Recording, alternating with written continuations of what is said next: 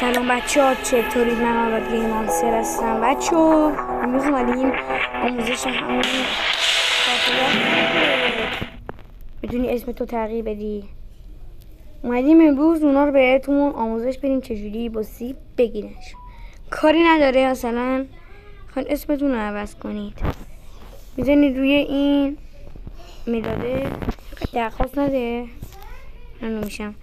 بعد حالا ما مثلا یه اسم علکی همینجوری میزنیم، بعد اینو میزنیم، بعد میگه آقا شما این میخواین، از اینا میخواین، ما میزنیم روی این و میزنیم روی این سی پیه و موقعی که میزنیم روی این سی پیه یه دونه عکس سی هست. اگه بزنیم روی سی، اینو به جای که سی پی بدیم با سی میخریمش و میتونید شما سی بگیرید از اینا. من الان میگیرم و بله میبینید که یه دونه از اونا به من داد. بچه ها اگه خواستید اسمتون رو عوض کنید میتونید این کار رو انجام بدید. کار آسونیه، خیلی سخت نیست. تا ویدیوهای دیگه، خدا نگهدارتون.